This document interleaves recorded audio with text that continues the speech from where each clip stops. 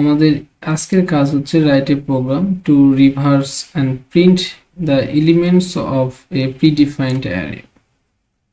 Sample input হিসেবে এখানে দেখেন, ইনপুট হিসেবে আমরা একটা অ্যারেতে ডাটা দিলাম, যেমন 1 2 3 4 5।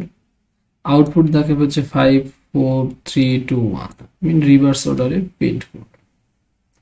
তো এটা একটা খুবই ছোট্ট একটা প্রবলেম। তো অ্যালগোরিদমটা আমরা একটু দেখি। প্রথম কাজ হচ্ছে ইনিশিয়ালাইজ অ্যান অ্যারে, অ্যারের নাম A double R with the elements. এই এলিমেন্টস দিয়ে আমরা অ্যারেটাকে ইনিশিয়ালাইজ করলাম। Step 2 is use a loop to iterate through the array from the last index to first index. তাহলে আমাদের একটা লুপ চালিয়ে দিতে হবে, সেই লুপটা হচ্ছে লাস্ট ইন্ডেক্স থেকে ফার্স্ট ইন্ডেক্সের দিকে। Print each element during the iteration. যখন লুপটা ইটারেট হবে তখন প্রতিটা ইটারেশনে আমাদের কি করতে হবে, এলিমেন্টটা প্রিন্ট করতে হবে। তো আমরা এখানে সুডো কোড লিখেছি, সুডো কোড দেখে দেখে আমরা কোড করব। কোড ব্লকসে গেলাম, আমাদের স্টার্ট করলাম। ওকে, তাহলে স্টার্টের কাজ শেষ। সুডো কোডের 1 নম্বর স্টেপ হচ্ছে initialize an array air with N elements. এখানে এলিমেন্ট সংখ্যা কত, 5। ওকে, তাহলে আমরা ইন্টিজার এন এর ভ্যালু নিলাম হচ্ছে কত, 5। ওকে, আমরা একটা অ্যারেকে ইনিশিয়ালাইজ করব, তো এর জন্য ইন্টিজার অ্যারে। এই অ্যারের আমরা এখানে কি করব, 5টা এলিমেন্ট দেব, যেমন 1 2 3 4 5। ওকে,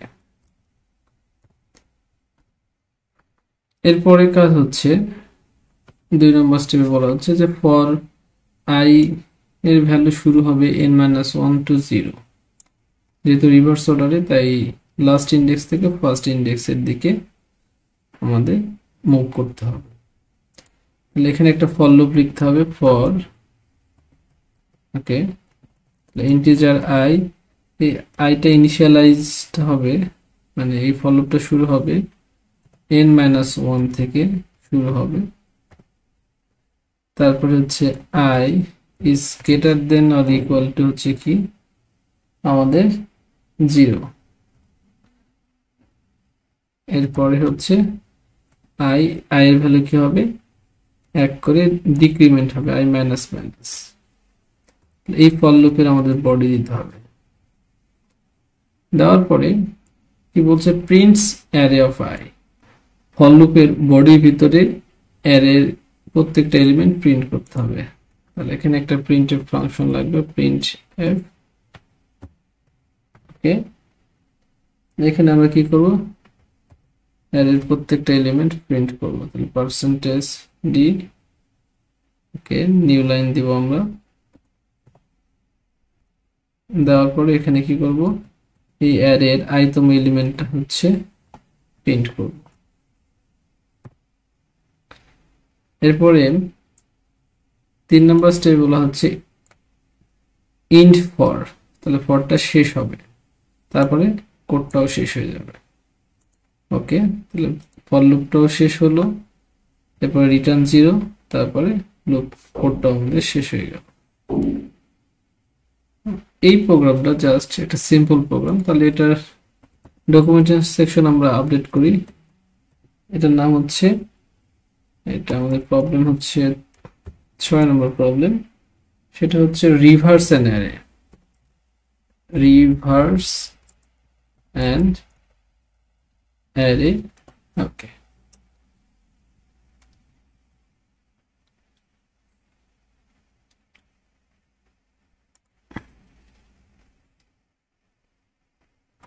দেখুন এখানে আমাদের 5 4 3 2 1 এই ভ্যালুটা হচ্ছে আসলে রিভার্স অর্ডারে প্রিন্ট করছে। আমরা স্যাম্পল ইনপুট আউটপুটে দেখি। স্যাম্পল ইনপুট আউটপুটে এখানে একটু দেখেন যে কি হয়েছে, এটা একই লাইনে স্পেস দিয়ে দিয়ে প্রিন্ট করছে।